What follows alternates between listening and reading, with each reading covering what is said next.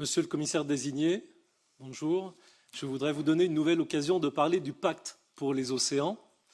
Vous l'avez présenté comme une démarche de coordination.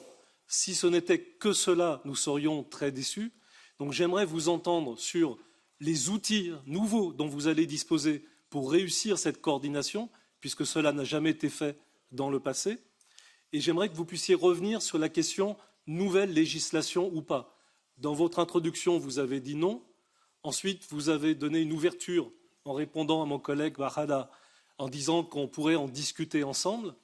Donc, justement, comment voulez-vous travailler, y compris avec nous, pour voir ce qui est utile ou pas utile de faire avec nous et avec les autres parties prenantes, et notamment pour réviser la directive sur la planification spatiale maritime, qui est importante pour avoir une vraie stratégie d'approche écosystémique de l'océan. Puis, dernière chose, comment est-ce que vous tenez compte dans votre pacte des stratégies de bassin maritime?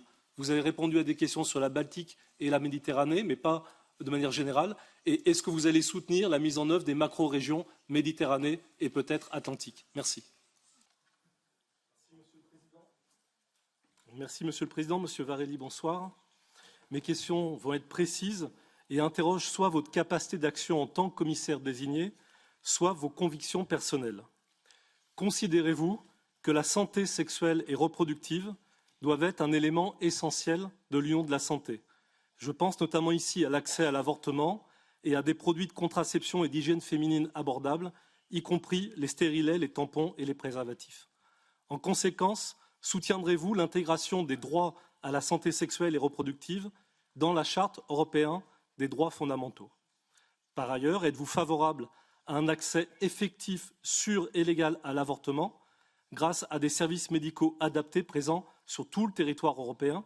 Et veillerez-vous à ce que l'Union ne finance pas des organisations qui désinforment ou harcèlent les patients?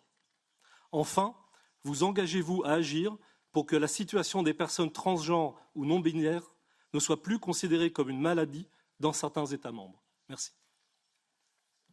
Monsieur le commissaire désigné, vous ne pouvez pas renvoyer ce débat à la question uniquement des droits fondamentaux. Je vous interroge en tant que commissaire désigné à la santé. Vous pourriez, par exemple, proposer un plan pour la santé des femmes, inspiré du plan cancer, qui, entre autres, couvrirait ce sujet de l'avortement ou de l'accès aux droits reproductifs, mais aussi l'augmentation de la recherche médicale, le traitement des sous-diagnostics ou des sujets négligés comme l'endométriose. Et vous savez que 500 000 femmes en Europe ne bénéficient d'aucun accompagnement en termes d'avortement, d'accès à l'avortement, et que quand on va parler de résilience des systèmes de santé et d'accès aux services de santé, cette question, elle est pleinement intégrée. Je pourrais vous parler d'Isabella, une femme polonaise de 30 ans, morte au cours de la 22e semaine de grossesse d'un choc septique parce que les médecins avaient attendu que le cœur de son fœtus cesse de battre pour la soigner. Ce sont des questions de santé publique. Et je remarque que vous ne m'avez pas répondu sur la question de la transidentité et non-binaire. Vous pouvez agir à travers la stratégie LGBT ou à travers la directive de l'UE sur les droits des victimes.